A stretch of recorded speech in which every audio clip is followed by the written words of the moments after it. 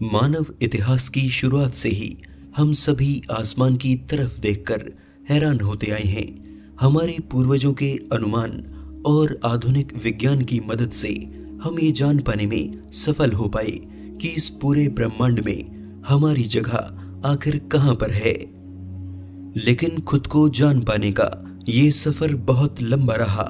एक वक्त था जब धरती ब्रह्मांड का केंद्र मानी जाती थी और सभी का अनुमान था कि सूर्य और बाकी ग्रह धरती के चारों ओर चक्कर लगाते हैं। अगर कोई इस पर सवाल भी खड़ा करता तो उसे कड़ी सजा दी जाती, क्योंकि प्राचीन रोम में ये माना जाता कि इस पर सवाल खड़ा करना भगवान को चुनौती देना है।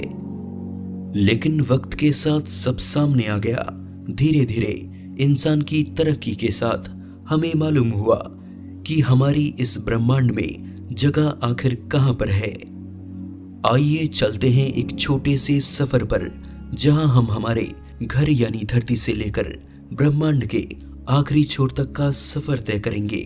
इस सफर को तय करने के लिए हम समय सीमा से नहीं बंधे। हम अपनी कल्पनाओं के आधार पर इस पूरे ब्रह्मांड में कहीं भी आ जा सकते हैं। इस सफर को शुरू करने के लिए चलिए धरती से परे चलते हैं। धरती जो हमारा घर है और हमारी जानकारी में एकमात्र ऐसी जगह है जहां पर जीवन मौजूद है।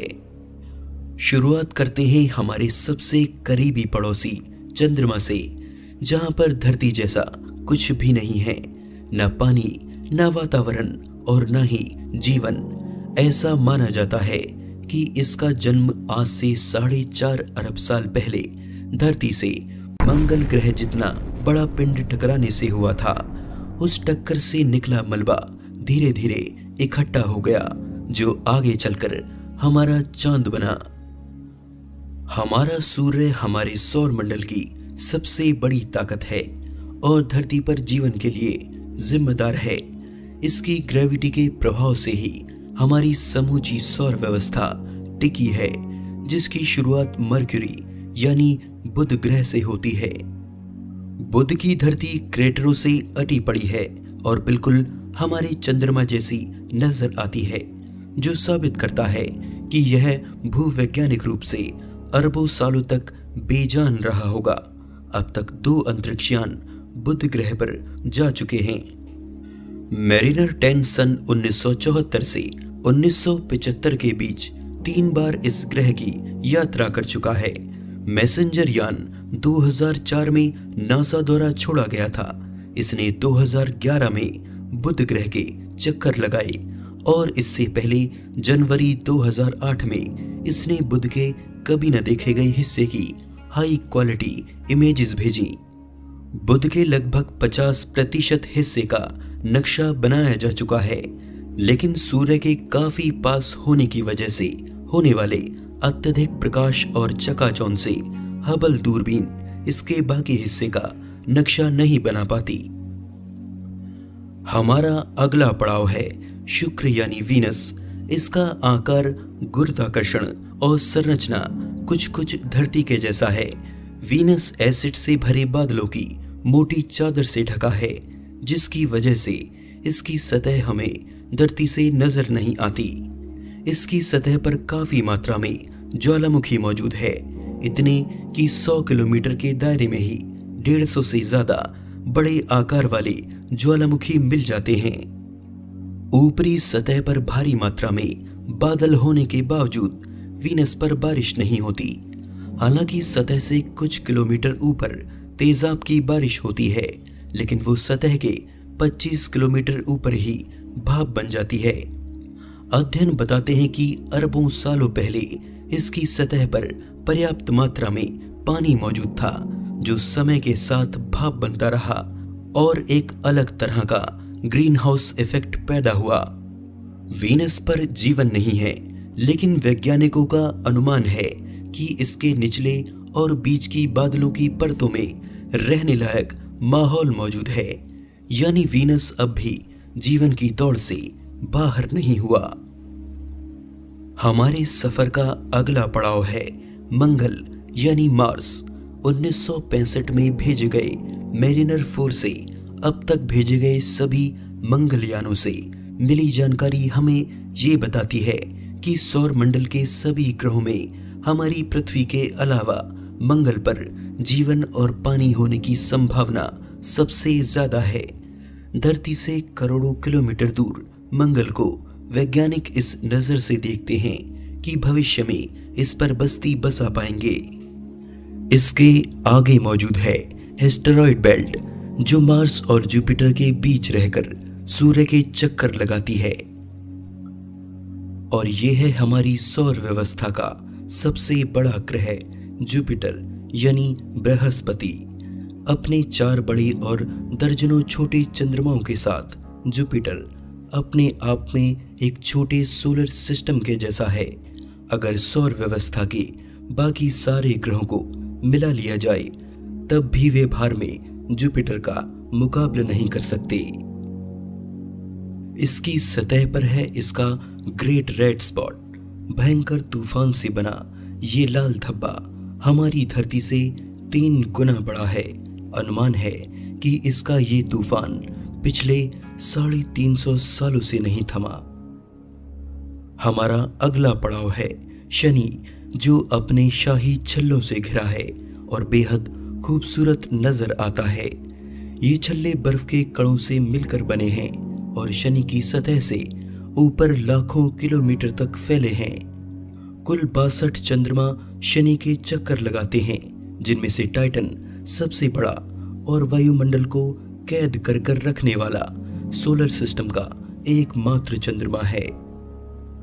इसके आगे मौजूद हैं यूरेनस और नेपच्यून, सौर व्यवस्था के सबसे बाहरी प्लेनेट, जो हमारी पूर्वजों की जानकारी से बाहर थे और जिनका पता इंसानों को टेलीस्कोप की खोज के बाद ही लग पाया। इन बाहरी प्लेनेट के आगे है कुइपर बेल्ट, जो पिछली वाली एस्टेरॉयड बेल्ट से 20 गुना चौड़ी और 200 गुना ज्यादा फैली है, जिसमें लाखों की संख्या में खगोलीय वस्तुएं मौजूद हैं, जो ठंड से जमे पानी, मीथेन और अमोनिया की बनी है।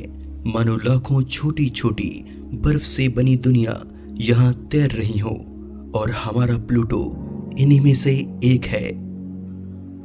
और इसके आगे है मानव इतिहास का सबसे महान अंतरिक्ष यान वॉयेजर 1, जो अपने 40 साल के सफर को पूरा कर सौर मंडल से भी बाहर जा चुका है।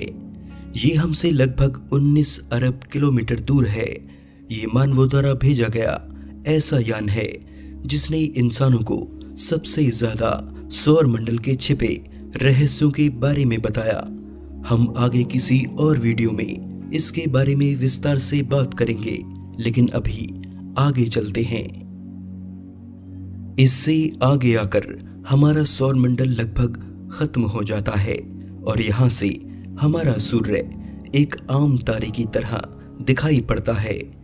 हम अपने सूर्य से इतनी दूर आ चुके हैं कि उसके प्रकाश को भी यहाँ आने में 1 साल लग जाता है। लेकिन यहाँ भी सूर्य की ग्रेविटी का असर खत्म नहीं हुआ है। अरबों की संख्या में छोटे छोटे कॉमेट्स अब भी सूरज के खिंचाव की वजह से यहाँ बने हुए हैं। धूमकेतु यानी कॉमेट्स का विशाल बादल यहाँ से हमारे सौर मंडल को घेरे हुए है, जिसे हम ऑर्ट क्लाउड कहते हैं। ये एक ऐसा विशाल बादल है जहाँ एक कॉमेट से दूसरे कॉमेट की दूरी करोड़ों किलोमीटर में है। इसलिए ऑर्ट क्लाउड वाकई में है या नहीं, इसका कोई सबूत हमें अभी तक नहीं मिला है। इसके अनुमान सिर्फ वैज्ञानिक आधार पर लगाए जाते हैं। माना जाता है कि ये बादल हमारे सौर मंडल की गुरुत्वाकर्षण सीमा पर है, जिसके बाद सूरज का खिंचाव बहुत कम रह जाता है और यहीं पर आकर हमारे सोलर सिस्टम का भी अंत होता है। लेकिन हमारा सफर अभी खत्म नहीं हुआ, आगे और भी रोमांचक यात्रा जारी है। अब हम ऐसी जगह से गुजर रहे हैं जो गुप्त अंधेरे से भरी है। हम यहाँ इंसानी आंखों से कुछ नहीं देख सकते, इसलिए हमें यहाँ इंफ्रारेड विजन की जरूरत है। इंफ्रारेड से देखने पर हमें इस अंधेरे में और भी कुछ अद्भुत दिखाई देने वाला है। ये है रोग प्लेनेट, ऐसा ग्रह जिसका कोई तारा नहीं है और जो इस अंधेरे में अकेला भटक रहा है। हमारी गैलेक्सी में ऐसे प्लैनेट्स की संख्या करोड़ों में हो सकती है। ये प्लैनेट परिवार के उन सदस्यों की तरह है जो अपने बनने के समय अपने साथियों से बिछड़ गए थे। ये रोग प्लैनेट्स ऊपर से भले ही बर्फ की मोटी चादर से ढके हों, लेकिन इनके केंद्र में पानी का विशाल समुद्र भी हो सकता है और क्या पता वहां जीवन किसी और रूप में सांसें ले रहा हो। अब हम अपने सफर का अगला पड़ाव खत्म करने के करीब हैं। हम अपनी मिल्की वे गैलेक्सी को गौर से देखते हैं। यहाँ चमकता हर बिंदु अपने आप में एक तारा है और हम हमारी गैलेक्सी में इस बिंदु पर मौजूद हैं। गैलेक्सी के केंद्र से 30,000 प्रकाश वर्ष दूर। यहाँ पर हमारे सफर का एक और पड़ाव खत्म होता है। अब हम अपने घर से इतनी दूर आ चुके हैं कि प्रकाश को भी यहाँ आने में हजारों साल लग जाएंगे, लेकिन हम यहाँ से अपनी पड़ोसी गैलेक्सी एंड्रोमेडा को देख सकते हैं।